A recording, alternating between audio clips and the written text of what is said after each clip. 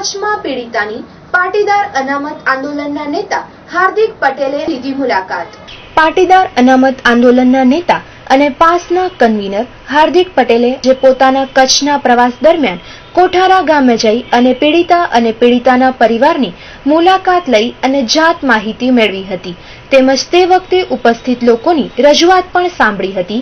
આ પ્રશ્ન તેમણે યોગ્ય સ્તરે પહોંચાડવાની અને ન્યાય અપાવવા કટિબદ્ધ રહેવાની હૈયાધારણા આપી હતી।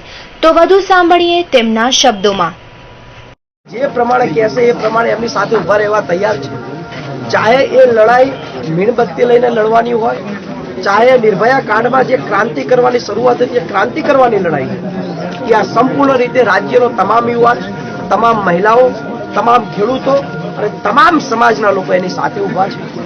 સમય સાથે કાયદાકીય રીતે જે પણ લડાઈ લડવી પડતી હશે એ પણ લડીશું। જે પ્રમાણે વાતચીત કરી હતી, એમના પરિવારની એક જ માંગ છે કે સીબીઆઈ તપાસ થવી જોઈએ।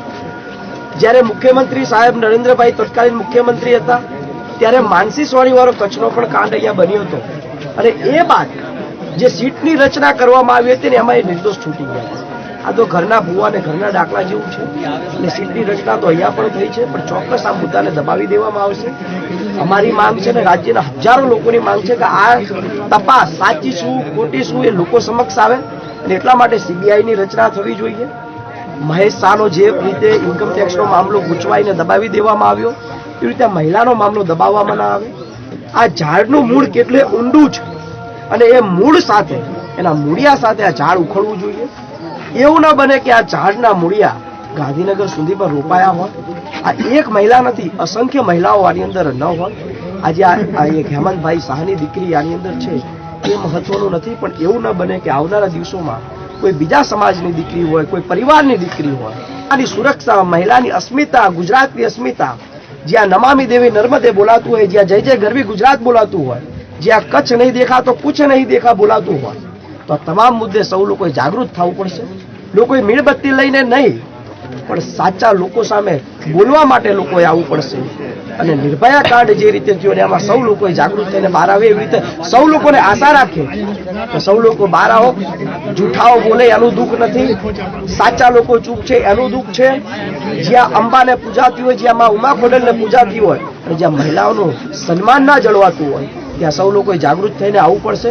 ગુજરાતની અંદર કાયદો વ્યવસ્થા બદલાતી રહી છે।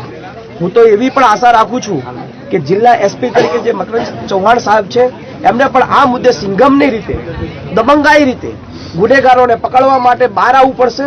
પોલીસે પણ સાચા અર્થમાં કાયદો વ્યવસ્થા જાળવવા માટેના પ્રયાસ કરવા પડશે અને એ કાયદો વ્યવસ્થાના પ્રયાસો પોલીસ પર લોકોની નિષ્ઠા બનશે, પોલીસ પર લોકોને વિશ્વાસ બનશે અને એ મુદ્દા સાથે પોલીસે પણ આની તપાસની અંદર યોગ્ય યોગદાન આપવું પડશે। ગુંડાઓ રોડ પર ફરે ને નિર્દોષો જેલમાં તો જાય એવું ન બને। આ કચ્છ એક એવા વીરોની ભૂમિ છે કે જ્યાં મહિલાઓનું સન્માન થાય છે, તો આશા રાખીએ છીએ તમામ મુદ્દે કે લોકો આ મુદ્દા ઉપર આગળ આવે। તમે પીડિતાના માતા પિતાને મળ્યા છો, સાચી હકીકત